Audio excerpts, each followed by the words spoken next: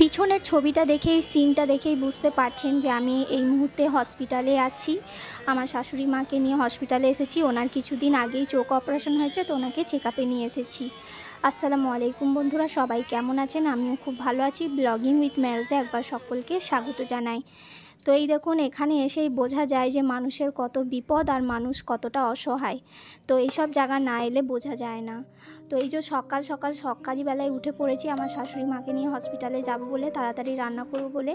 তো এখন বাজে ঘড়িতে সকাল 7টা। তো আমি এখানে তাড়াহুড়োর মধ্যে কি রান্না করব, তাই আমি ঠিক করলাম যে একটু পাতলা ডাল করে নেবো বাগার দিয়ে, মানে রসুন ফোড়ন দিয়ে ডাল করব। তো ডালটা আমি এখানে ধুয়ে চাপিয়ে দিয়েছি, সিটি হয়ে গেছে। আর এইদিকে আমি রান্না করব সয়াবিন দিয়ে, পটল দিয়ে, আলু দিয়ে একটা তরকারি করব। তো এই যে সয়াবিনটা আমার সিদ্ধ হয়ে গেছে, আর সয়াবিনটা ভালো করে ধুয়ে আমি ছেঁকে নিয়েছি। এরপরে আমি এই যে সয়াবিনটাকে আমি ভালো করে ভেজে নেব। তো গরুর মাংস দিয়ে আমরা পটল দিয়ে রান্না তো প্রায় খেয়েই থাকি। তো আপনারা একবার এই রেসিপিটা করে দেখতে পারেন। নেহাতি কিন্তু খারাপ লাগে না, খুবই সুন্দর লাগে। তবে হ্যাঁ, এই রেসিপিটা করলে আপনাকে একটু ঝাল টাল দিতে হবে, তবে খেতে ভালো লাগবে।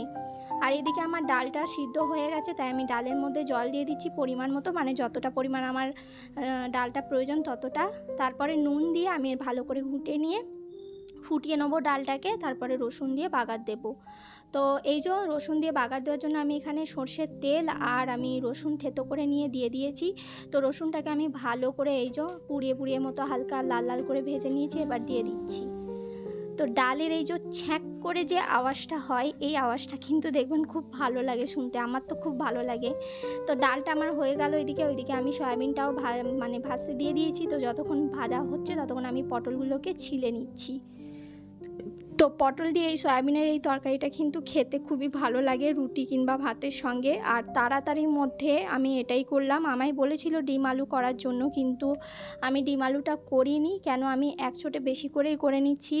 কেন, হসপিটালে যে যাচ্ছি, তো আস্তে আস্তে অনেকটাই বেলা হবে। কেন, যেহেতু এটা সরকারি জায়গায় একটু লাইন টাইন দিতে হয়, তো সেই জন্য এসে টায়ার্ড হয়ে যাব আর করতে পারবো না রান্না, সেই জন্য বেশি করেই করে নিচ্ছি। তো পটল আর আলুটাকে আমি ধুয়ে নিয়েছি, আর এটাকে আমি নুন আর হলুদ দিয়ে একটুখানি লাল লাল মতো করে ভেজে নেব।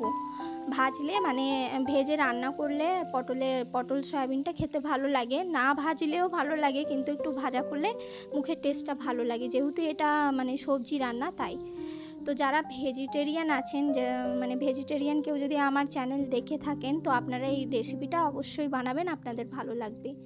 তো এখানে আমি প্রেশার কুকারের মধ্যেই আমি তেল দিয়ে পেঁয়াজ কুচি দিয়ে দিলাম। পেঁয়াজটা হালকা লাল হয়ে এসেছে, এবার এর মধ্যে আদা রসুন বাটাকে আমি দিয়ে দিচ্ছি। তো আদা রসুন বাটা দেওয়ার পর আমি এর মধ্যে দিয়ে দিচ্ছি হলুদ গুঁড়ো।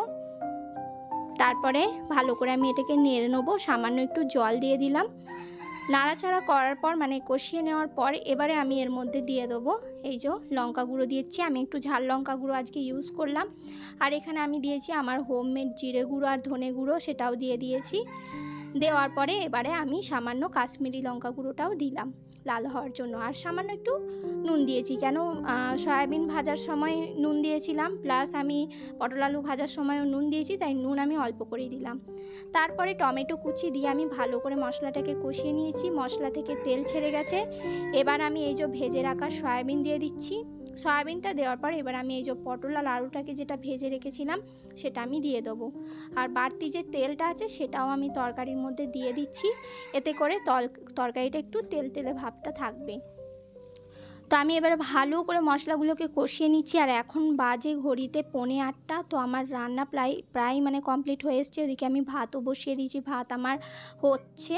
তো আমার মোটামুটি 8:30 9টার মধ্যে রান্নাটা হয়ে যাবে। আমার 9টা, এই 9:45 বাজে, তো 9টার মধ্যে রান্নাটা হয়ে যাবে আমার। তো বেশি সময় লাগবে না। তো আজকের ব্লগটা আমি এখানে